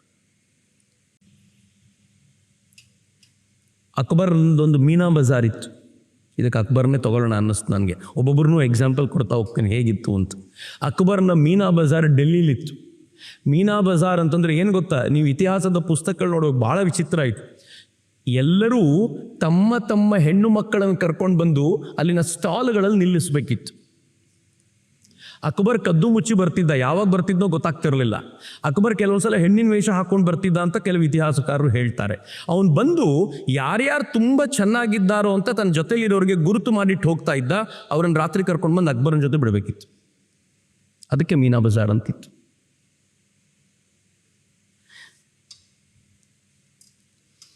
ಬಹಳ ಸಂಕಟದ ಸಂಗತಿಗಳು, ಕೇಳೋದು ಬಹಳ ಕಷ್ಟ. ಇದು ಹೆಣ್ಣು ಮಕ್ಕಳೊಂದಿಗೆ ಅವ್ರು ನಡ್ಕೊಳ್ತಿದ್ದ ರೀತಿ. ನಾನು ಆರಂಭದಲ್ಲಿ ನಿಮ್ಗೆ ಹೇಳಿದ್ನಲ್ಲ, ಯಾವುದು ಅತ್ಯಂತ ಕೆಡುಕಿನ ಸಂಗತಿಗಳು, ಯಾವುದು ಈ ದೇಶದ ಜನಕ್ಕೆ ಯಾವತ್ತೂ ಗೊತ್ತಿರಲಿಲ್ವೋ ಅವೆಲ್ಲವೂ ನಿಧಾನಕ್ಕೆ ಇಂಟ್ರೊಡ್ಯೂಸ್ ಆಯಿತು. ಇವರ ಕಾಲದಲ್ಲಿ ಹೆಂಗೆ ನಡೀತು ಗೊತ್ತಾ ಮಿತ್ರರೇ, ಯಾರ್ಯಾರಿಗೆ ಗುಲಾಮನನ್ನು ಇಟ್ಟುಕೊಳ್ಳುವಂಥ ಸಾಮರ್ಥ್ಯ ಇರಲಿಲ್ವೋ ಅವನಿಗೂ ಒಬ್ಬ ಹಿಂದೂ ಗುಲಾಮ ಸಿಕ್ಕಿದ. ಯಾರ್ಯಾರಿಗೆ ಮದುವೆ ಆಗಲಿಕ್ಕೆ ಒಬ್ಬ ಮುಸ್ಲಿಂ ಹೆಣ್ಮಗಳು ಸಿಗ್ತಿರ್ಲಿಲ್ವೋ ಅವನಿಗೆ 4 ಹಿಂದೂ ಹೆಣ್ಮಕ್ಳು ಸಿಗ್ಲಿಕ್ಕೆ ಶುರುವಾಯಿತು. ಅವನು ತನ್ನ ಮನೆಯಲ್ಲಿ ಒಂದು ಮಿನಿ ಜನಾನ ಮಾಡ್ಕೊಳ್ಬೋದಾಗಿರುವಂಥ ವ್ಯವಸ್ಥೆನ, ಸ್ವಲ್ಪ ದುಡ್ಡಿದ್ರೆ ಅಂತೂ ಏನು ಬೇಕಿದ್ರೂ ಮಾಡ್ಬೋದು, ಯಾರನ್ನು ಬೇಕಿದ್ರೂ ಪಡ್ಕೋಬೋದು ಎನ್ನುವಂಥ ವ್ಯವಸ್ಥೆ ಇಸ್ಲಾಮಿನ ಆಕ್ರಮಣದ ಕಾಲಕ್ಕೆ ಭಾರತದಲ್ಲಿ ನಿರ್ಮಾಣ ಆಯಿತು. ಈ ದೇಶದ ಹಿಂದೂಗಳು ಅದನ್ನು ಅನುಭವಿಸಿದ್ರು ಅಂತ ನೆನಪು ಮಾಡಿಕೊಡ್ತಿದ್ದೀನಿ ಅಷ್ಟೇ. ಆದರೆ ಈ ಕರಾಳ ಯುಗ ಇಲ್ಲಿಗೆ ಮುಗಿಲಿಲ್ಲ. ಹಿಂದೂಗಳ ನರಮೇಧ ಆಯಿತು. ನಾನಿಲ್ಲಿ ತೋರಿಸಿರುವಂಥ ಚಿತ್ರ ಸಾಧಾರಣವಾಗಿ ತೈಮೂರ್ ಲಂಗನದ್ದು ಅಂತ ಕರೀತಾರೆ.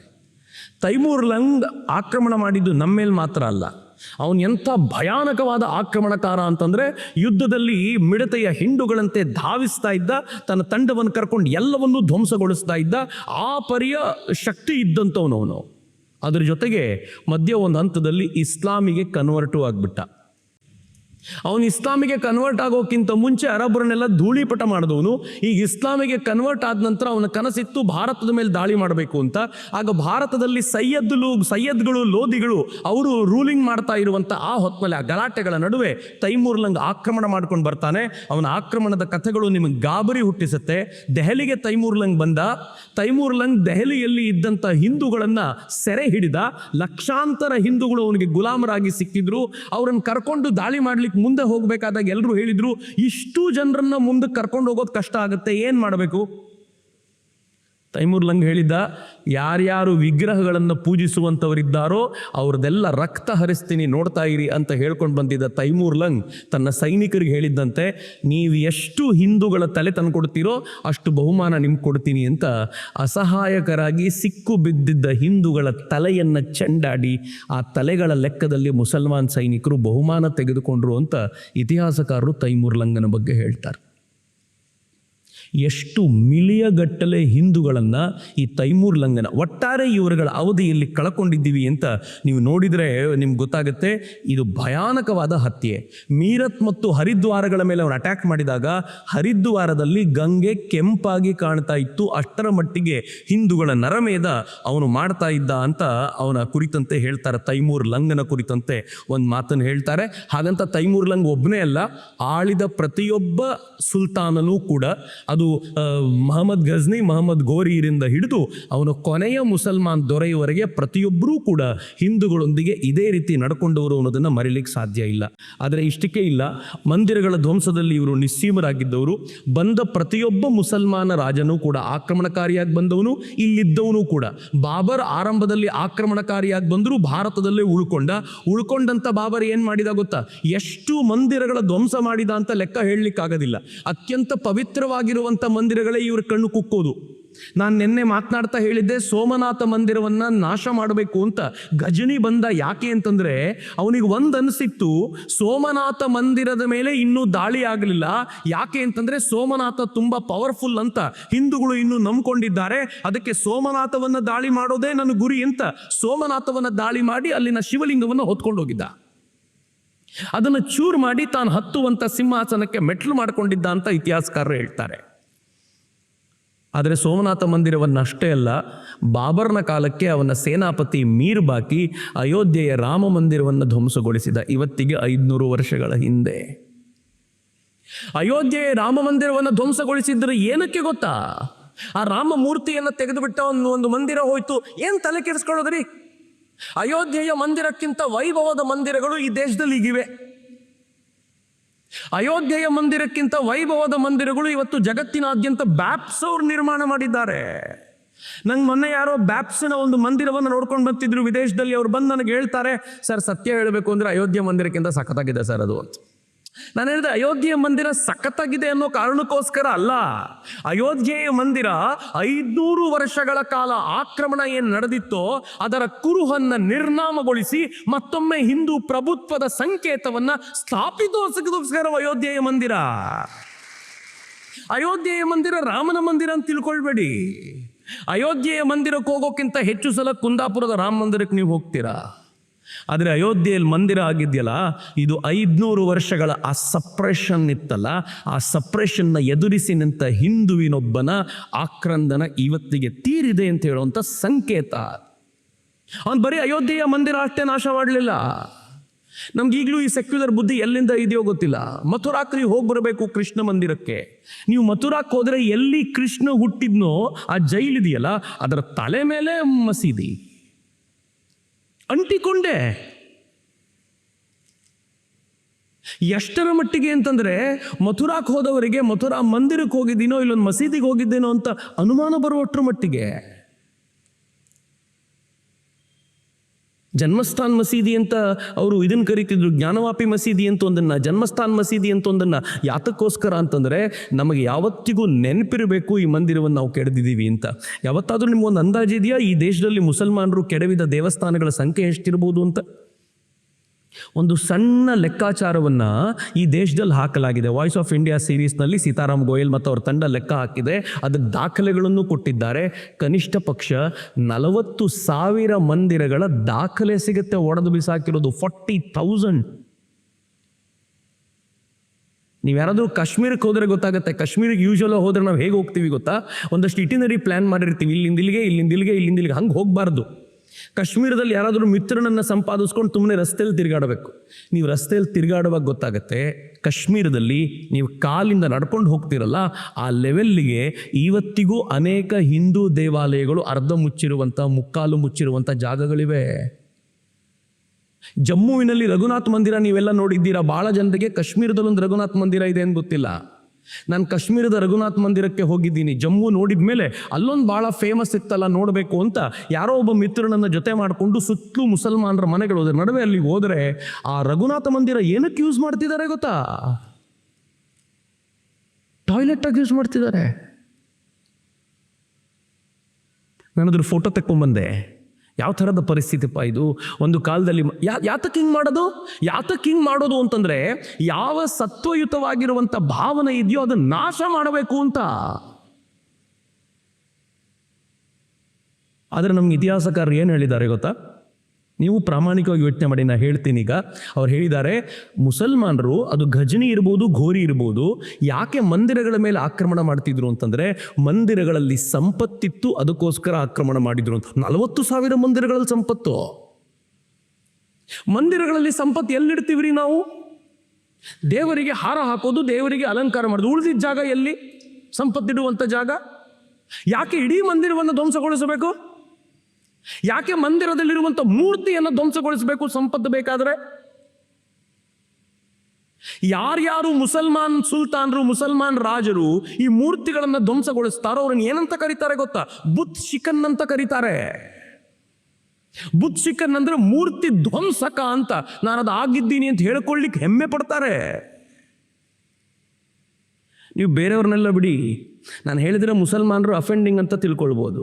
ಹೇಗೆ ಅವ್ರ ತಲೆ ಕೆಡಿಸಿಟ್ಟಿರ್ತಾರೆ ಅಂತಂದರೆ, ಈಗಲೂ ಮುಸಲ್ಮಾನರಿಗೆ ನೀವೇನಾದರೂ ಒಳಗೆ ಬರುವಂಥ ಅವಕಾಶ ಕೊಟ್ಟರೆ ಮಂದಿರಗಳಿಗೆ ಏನು ಮಾಡ್ತಾರೆ ಗೊತ್ತಾ? ಹೊರಗಡೆ ಇರುವಂಥ ಮೂರ್ತಿಗಳನ್ನು ಕಲ್ಲಿಂದ ಕೆತ್ಬಿಟ್ಟು ಹೋಗ್ತಾರೆ. ಈಗಲೂ ನಾನು ನೋಡಿದ್ದೀನಿ ಅನೇಕ ದೇವಸ್ಥಾನಗಳಲ್ಲಿ. ಯಾವ ದೇವಸ್ಥಾನಗಳಲ್ಲಿ ಮುಸಲ್ಮಾನರು ಹೇಗಾದರೂ ಮಾಡಿ ಒಳಗೆ ಸೇರ್ಕೊಂಡು ಬಿಡ್ತಾರೋ, ಒಂದು ಮಜಾರ್ ಮಾಡಿಕೊಂಡು ಮತ್ತೊಂದು ಮಾಡ್ಕೊಂಡು ಸೇರ್ಕೊಳ್ತಾರೋ, ಆ ಜಾಗಕ್ಕೆ ಹೊಂದಿಕೊಂಡಿರುವಂಥ ಮಂದಿರಗಳನ್ನು ನಿಧಾನವಾಗಿ ಅದರ ಅವಶೇಷಗಳನ್ನು ನಾಶ ಮಾಡುವ ಕೆಲಸ ಮಾಡ್ತಾರೆ. ಅಂದರೆ ಒಳಗೊಂದು ಹೇಟ್ರೆಡ್ ಇದೆಯಲ್ಲ, ಆ ಹೇಟ್ರೆಡ್ ಆ ಥರ ತುಂಬಿದೆ ಅವರದ್ರೊಳಗೆ. ಅವ್ಯಾಹತವಾಗಿರುವ ಮತಾಂತರ ಮಾಡಿದರು. ನಾನು ಅದಕ್ಕೆ ಪ್ರತೀಕವಾಗಿ ಔರಂಗಜೇಬನ ಇಟ್ಟಿದ್ದೀನಿ. ಎಲ್ಲರೂ ಮಾಡಿದ್ದಾರೆ, ಒಬ್ಬೊಬ್ಬರನ್ನ ಪ್ರತೀಕವಾಗಿ ಇಟ್ಟಿದ್ದೀನಿ ಅಷ್ಟೇ. ಅವರು ಭಾರತಕ್ಕೆ ಬಂದಂಥ ಪ್ರತಿಯೊಬ್ಬ ಮುಸಲ್ಮಾನರದು 2 ಇತ್ತು. ಒಂದು ಕೈಯಲ್ಲಿ ಕುರಾನ್, ಇನ್ನೊಂದು ಕೈಯಲ್ಲಿ ಕತ್ತಿ. ಕುರಾನ್ ತಗೋ, ಅಥವಾ ಕನ್ವರ್ಟ್ ಆಗು, ಅಥವಾ ನನ್ನ ಕತ್ತಿಯಿಂದ ನಿನ್ನ ತಲೆ ಕಡಿತೀನಿ ಅಂತ. ನಮಗೆ ಕೋಪ ಬರುತ್ತೆ. ಅನೇಕರು ಯಾಕೆ ಕನ್ವರ್ಟ್ ಆದರೂ, ಅವರು ಕನ್ವರ್ಟ್ ಆಗಬಾರ್ದಿತ್ತು, ಹೋರಾಟ ಮಾಡಬೇಕಿತ್ತು ಅಂತ. ಎಲ್ಲರೂ ಹೋರಾಟ ಮಾಡುವ ಸಾಮರ್ಥ್ಯ ಇರುವಂಥವ್ರಲ್ಲ ರೀ. ಆಯಿತು, ಇವತ್ತು ಕನ್ವರ್ಟ್ ಆಗೋಣ, ಇನ್ನೊಂದು ಸ್ವಲ್ಪ ದಿನಕ್ಕೆ ನಮ್ಮವ್ರು ಯಾರೋ ಬರ್ತಾರೆ, ಅವರು ವಾಪಸ್ ಕರ್ಕೊಳ್ತಾರೆ ಅಂತ ಅಂದ್ಕೊಂಡು ಕನ್ವರ್ಟ್ ಆಗಿರ್ತಾರೆ. 100 ವರ್ಷಗಳಿಂದ ಯಾರೂ ಬರದೇ ಹೋದಾಗ ಪೀಳಿಗೆಯಿಂದ ಪೀಳಿಗೆಗೆ ಮುಸಲ್ಮಾನರಾಗಿ ಹಾಗೆ ಉಳ್ಕೊಂಡು ಬಂದುಬಿಡ್ತಾರೆ. ಒಂದು 2-3 ಪೀಳಿಗೆಯ ನಂತರ ಕಟ್ಟರು ಮುಸಲ್ಮಾನರಾಗಿ ಹಿಂದುತ್ವದ ದ್ವೇಷಿಗಳಾಗ್ತಾರೆ, ಭಾರತ ವಿರೋಧಿಗಳಾಗಿ ನಿಂತು ಬಿಡ್ತಾರೆ. ನಮ್ಮ ಕಣ್ಣೆದುರಿಗಿರುವಂಥ ಘಟನೆಗಳಿಗೆ ನೀವೇ ಯೋಚನೆ ಮಾಡಿ. ನನಗೆ ಕೆಲವೊಂದು ಸಲ ಭಾರತೀಯ ಮುಸಲ್ಮಾನರು, ನನ್ನ ಎಚ್ಚರಿಕೆಯಿಂದ ಹೇಳ್ತಿದ್ದೀನಿ, ಇಲ್ಲಿ ಬೇರೆ ದೇಶದ ಮುಸಲ್ಮಾನರು ಬಂದಿದ್ದಾರೆ, ಅವ್ರ ಬಗ್ಗೆ ನಾನು ಮಾತನಾಡ್ತಿಲ್ಲ. ಭಾರತದಲ್ಲಿ ಈ ಥರ ಕನ್ವರ್ಟ್ ಆದ ಮುಸಲ್ಮಾನರ ಕುರಿತಂತೆ ಕೆಲವೊಂದು ಸಲ ನನಗೆ ಅನುಕಂಪ ಇದೆ. ಯಾವ ಕಾರಣಕ್ಕೋಸ್ಕರ ಅಂದರೆ ಇದೇ ಕಾರಣಕ್ಕೋಸ್ಕರ. ಅವ್ರ ಪೂರ್ವಜರಿಗೆ ಏನು ಹೇಳಲಾಯ್ತು ಗೊತ್ತಾ? ನೀವೇ ಯೋಚನೆ ಮಾಡಿ, ನೀನು ಕನ್ವರ್ಟ್ ಆಗು, ಇಲ್ಲ ಅಂದರೆ ನಿನ್ನ ಹೆಂಡತಿಯನ್ನು, ಮಗಳನ್ನು ನಾನು ಜನಾನಕ್ಕೆ ಸೇರಿಸ್ಕೊಳ್ತೀನಿ. ನೀನು ಕನ್ವರ್ಟ್ ಆಗಿ ಅವರನ್ನು ಕನ್ವರ್ಟ್ ಮಾಡಿದ್ರೆ ಎಲ್ಲರೂ ಜೊತೆಯಲ್ಲಿ ಇರ್ಬೋದು ಅಂದರೆ ಏನು ಮಾಡ್ತೀರಾ? ಈಗಲೇ ಅನ್ಸುತ್ತೆ ನಮಗೆ ಆಗ್ಬಿಡ್ತೀವಪ್ಪ ಅದರಲ್ಲಿ ಏನಿದೆ ಅಂತ. ಇವತ್ತು ಎಲ್ಲ ನಮ್ಮ ವ್ಯವಸ್ಥೆ ಇರುವಾಗ ಈ ವಾತಾವರಣವನ್ನು ಕೇಳಿಯೇ ಇಷ್ಟು ಭಯಾನಕ ಅನ್ನಿಸ್ತಿದೆ ಅಂತಂದರೆ, ಅವತ್ತಿನ ದಿನಗಳಲ್ಲಿ ಅವರದ್ದೇ ಎಲ್ಲ ವ್ಯವಸ್ಥೆ ಇರುವಾಗ ನಾನು ಕನ್ವರ್ಟ್ ಆಗ್ಬಿಡ್ತೀನಪ್ಪ, ನನ್ನ ಹೆಂಡತಿ ಮಕ್ಕಳಿಗೆ ತೊಂದರೆ ಕೊಡಬೇಡ ಅಂತ ನಮ್ಮವ್ರು ಕೇಳಿದ್ರಲ್ಲಿ ಆಶ್ಚರ್ಯ ಏನಿದೆ? ಮಿತ್ರ, ಈ ಒಟ್ಟಾರೆ ಪ್ರಕರಣದಲ್ಲಿ ಜಾತಿಯ ಪ್ರಮಾಣ ತುಂಬ ಕಡಿಮೆ. ನಮ್ಮಲ್ಲಿ ಈಗಲೂ ನಮ್ಗೆ ಹೇಳುವಂಥ ಒಂದು ಮಾತೇನು ಅಂತಂದರೆ, ದಲಿತರು ತುಂಬ ಕನ್ವರ್ಟ್ ಆದರು ಅಂತ. SK ಲಾಲ್ ಅಂತ, KS ಲಾಲ್ ಅಂತ, ಕಿಶೋರಿ ಶರಣ್ ಲಾಲ್ ಅಂತ ಒಬ್ಬ ವಿದ್ವಾಂಸರಿದ್ದಾರೆ, ಪಂಡಿತರಿದ್ದಾರೆ, ಸಾಕಷ್ಟು ಅಧ್ಯಯನ ಮಾಡಿದವರು. ಅವರೊಂದು ಮಾತನ್ನು ಹೇಳ್ತಾರೆ, ಮುಸಲ್ಮಾನರು ಬಂದು ಹೋದ ನಂತರವೂ ಭಾರತದಲ್ಲಿ 6 ಕೋಟಿಗೂ ಹೆಚ್ಚು ಈ ದಲಿತ ವರ್ಗದವ್ರು ಹಾಗೆ ಇದ್ದ 30 ಕೋಟಿಗಳು ಹೆಂಗೆ ಉಳ್ಕೊಂಡ್ರು? ಯಾಕೆ ಉಳ್ಕೊಂಡ್ರು ಅಂತಂದರೆ, ನಾವು ಏನನ್ನು ಬೇಕಿದ್ರೂ ಕೊಡ್ತೀವಿ, ನಮ್ಮ ಧರ್ಮವನ್ನು ಬಿಡೋದಿಲ್ಲ ಅಂತ ನಮ್ಮೆಲ್ಲರಿಗಿಂತ ಬಲವಾಗಿ ಅಟಕಾಯಿಸ್ಕೊಂಡು ನಿಂತವರು ಈ ದೇಶದ ಕೆಳವರ್ಗದ ಜನ ಅಂತ ಕಿಶೋರಿ ಶರಣ್ ಲಾಲ್ ಹೇಳ್ತಾರೆ. ಭಾಳ ಹೆಮ್ಮೆಯ ಸಂಗತಿ ನನಗಿದು. ನಾವು ಇನ್ನೂ ಹೆಚ್ಚು ಆಳವಾದ ಅಧ್ಯಯನವನ್ನು ಅದ್ರ ಬಗ್ಗೆ ಮಾಡಬೇಕಾಗಿದೆ. ಬಟ್ ನಮ್ಮ ತಲೆಗೊಂದು ತುರ್ಕಿದಾರಲ್ಲ, ಕೆಳವರ್ಗದ ಜನ ಈ ಮೇಲ್ವರ್ಗದ ಜನರಿಂದ ರೋಸಿ ಹೋಗಿ ಸೇರಿದ್ದಾರೆ ಅಂತ. ಹಾಗೆ ನಡೀಲಿಲ್ಲ ಅನ್ನೋದನ್ನ ಈ ದೇಶದ ಅನೇಕ ಪಂಡಿತರು ಹೇಳ್ತಾರೆ. ಮೂರನೇದಿತ್ತು, ಕಾಲಕ್ರಮದಲ್ಲಿ ಮುಸಲ್ಮಾನರು ಏನು ಮಾಡಿದ್ರು ದೊರೆಗಳು, ಇನ್ನು ಎಲ್ಲರನ್ನೂ ಕನ್ವರ್ಟ್ ಮಾಡ್ತಾ ಕೂತ್ಕೊಂಡ್ರೆ ಆಗೋದಿಲ್ಲ, ಇವ್ರ ವಿರೋಧ ಜಾಸ್ತಿ ಆಗುತ್ತೆ ಅಂತ. ನೀವು ಹಿಂದುವಾಗಿರ್ಬೋದು, ಅದರ ಒಂದೇ ಒಂದು ಕಂಡೀಷನ್ನು, ನೀವು ಹಿಂದುವಾಗಿರೋದಕ್ಕೋಸ್ಕರ ಇಷ್ಟು ಟ್ಯಾಕ್ಸ್ ಎಕ್ಸ್ಟ್ರಾ ಕಟ್ಟಬೇಕು ಅಂತ ಹೇಳಿದರು. ಜೆಜಿಯಾ ಅಂತ ಕರೀತಾರೆ ಅದನ್ನು, ಜೆಜಿಯಾ ತಲೆಗಂದಾಯ ಅಂತ ಕರೀತಾರೆ. ಎಕ್ಸ್ಟ್ರಾ ಟ್ಯಾಕ್ಸ್ ಕಟ್ಟಿಯೂ ಕೂಡ ಈ ದೇಶದ ಕೋಟ್ಯಂತರ ಜನ ತಮ್ಮನ್ನು ತಾವು ಹಿಂದುವಾಗಿ ಉಳಿಸ್ಕೊಂಡ್ರು. ಯಾರಿಗೆ ಎಕ್ಸ್ಟ್ರಾ ಟ್ಯಾಕ್ಸ್ ಕಟ್ಟಲಿಕ್ಕೆ ಆಗ್ತಿರ್ಲಿಲ್ವೋ ಅವ್ರ ಕೈ ಮುಗಿದು ನಾನು ನಿಮ್ಮ ಜೊತೆ ಸೇರ್ಕೊಳ್ತೀನಿ ಅಂತ ಅನಿವಾರ್ಯವಾಗಿ ಸೇರ್ಕೊಂಡ್ರು, ಯಾರನ್ನು ದೂರುವಂತಿಲ್ಲ. ಇನ್ನು 4ನೇದು ಒಂದಿದೆ, ಉದ್ಯೋಗದ ಭರವಸೆ ಕೊಟ್ಟು ಕರ್ಕೊಂಡ್ರು. ನಾನು ಕೆಲವೊಂದು ಸಲ ನಮ್ಮ ರಾಜ್ಯ ಸರ್ಕಾರಗಳು ಹಿಂಗೆ ಮಾಡೋದನ್ನು ನೋಡ್ತೀನಿ ನಾನು. ಯಾರ್ಯಾರು ಕಾಂಗ್ರೆಸ್ಸಿಗೆ ಕೆಲಸ ಮಾಡ್ತಿದ್ರೋ ಅವ್ರಿಗೆಲ್ರಿಗೂ ಕೂಡ ಅಧಿಕಾರಕ್ಕೆ ಬಂದ ತಕ್ಷಣ ಏನು ಮಾಡಿದ್ರು ಗೊತ್ತಾ, ಅವರು ಬೇರೆ ಬೇರೆ ಯೋಜನೆಗಳಲ್ಲಿ ಕೆಲಸ ಕೊಡಿಸ್ಬಿಟ್ರು. ಇನ್ನೇನು ಮಾತಾಡೋಂಗಿಲ್ಲ ಅವರು ಅಂತ. ಯಾರ್ಯಾರು ಕಾಂಗ್ರೆಸ್ಸಿಗೆ ಕೆಲಸ ಮಾಡ್ತಾರೋ ಅವ್ರಿಗೆ ಬೇಕಾಗಿರುವಂಥ ವ್ಯವಸ್ಥೆಯನ್ನು ನೀಟಾಗಿ ಅಧಿಕಾರಕ್ಕೆ ಬಂದ 6-8 ತಿಂಗಳಲ್ಲೇ ಮಾಡಿ ಮುಗಿಸಿದ್ರು. ಇದ್ರ ಬಗ್ಗೆ ತುಂಬ ದೊಡ್ಡ ಚರ್ಚೆ ಕರ್ನಾಟಕ ರಾಜ್ಯದಲ್ಲಿ ನಡೀತು, ಹೇಗೆ ಮಾಡಿದ್ರಿ ಇದನ್ನು ಅಂತ. ಬಟ್ ವ್ಯವಸ್ಥಿತವಾಗಿ ಮಾಡಿದ್ರು ಅಂತ. ಕೆಲಸ ಕೊಡ್ತೀವಿ ಅಂತ ಯಾವಾಗ ಅನ್ಸುತ್ತೋ, ಗೌರವ ಸಿಗುತ್ತೆ ಅಂತ ಯಾವಾಗ ಅನ್ಸುತ್ತೋ, ಜನ ಸೈಲೆಂಟಾಗಿ ಹೋಗ್ಬಿಡ್ತಾರ ಹಿಂದೆ. ಎಲ್ಲ ಮುಸಲ್ಮಾನರ ಅಧಿಕಾರವನ್ನ ಯಾರು ರಾಜನ ಪರಿವಾರ ಇತ್ತೋ ಅವನ ಜೊತೆಗಿದ್ದವರೆಲ್ಲರೂ ಆದಷ್ಟು ಮಂದಿ ಮುಸಲ್ಮಾನರೇ ಆಗಿರ್ತಿದ್ರು. ಅನಿವಾರ್ಯಕ್ಕೆ ಕೆಲವು ಹಿಂದೂಗಳನ್ನು ಇಟ್ಕೊಳ್ತಿದ್ರು, ಬಿಟ್ಟರೆ ಅದರ್ವೈಸ್ ಎಲ್ಲರೂ ಮುಸಲ್ಮಾನರೇ ಇರ್ತಿದ್ರು.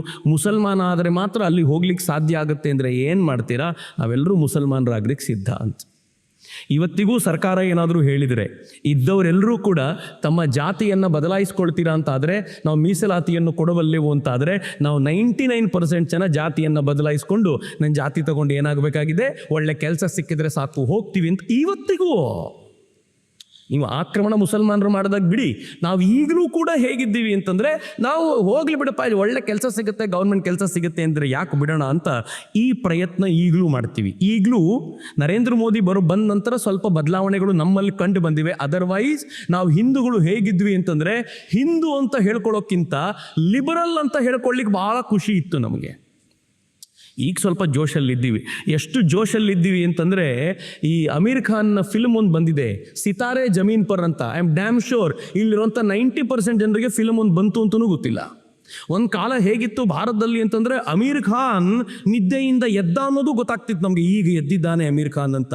ಆದರೆ ಇವತ್ತು ಅಮೀರ್ ಖಾನ್ ಒಂದು ಮೂವಿ ಮಾಡಿದರೆ ಆ ಮೂವಿ ಅವನ ಅತ್ಯಂತ ಕೆಟ್ಟ ಮೂವಿಯೊಂದರದಕ್ಕಿಂತಲೂ ಕಡಿಮೆ ಕಲೆಕ್ಷನ್ ಮಾಡ್ತಾ ಇದೆ ಅಂತ ನಾನು ಇವತ್ತು ರಿಪೋರ್ಟ್ ನೋಡುವಾಗ ನಂಗೆ ಆಶ್ಚರ್ಯ ಅನ್ನಿಸ್ತು. ವಿಚಿತ್ರ ಅಲ್ಲಪ್ಪ ಇದು ಅಂತ. ಅಂದರೆ ಜನರೊಳಗೊಂದು ಜಾಗೃತಿ ಇದೆ. ಕೆಲವು ವರ್ಷಗಳ ಹಿಂದೆ ಹಂಗಿತ್ತ ಅಂತ ಕೇಳಿದ್ರೆ ಇರಲಿಲ್ಲ, ನಾವು ಭಾಳ ಬೇಗ ಲಿಬರಲ್ಗಳಾಗ್ತಿದ್ವಿ.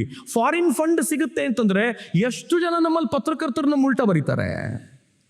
ನಿಮ್ಗೊಂದು ಫಾರಿನ್ ಟ್ರಿಪ್ ಕರ್ಕೊಂಡು ಹೋಗ್ತೀನಿ ಎನ್ನುವ ಕಾರಣಕ್ಕೇನೆ ಎಷ್ಟು ಜನ ಯೂನಿವರ್ಸಿಟಿ ಪ್ರೊಫೆಸರ್ಗಳು ಹಿಂದುತ್ವದ ವಿರುದ್ಧ, ದೇಶದ ವಿರುದ್ಧ ಮಾತನಾಡ್ತಾರೆ ಇವತ್ತು ಸ್ವತಂತ್ರ ಭಾರತದಲ್ಲಿ.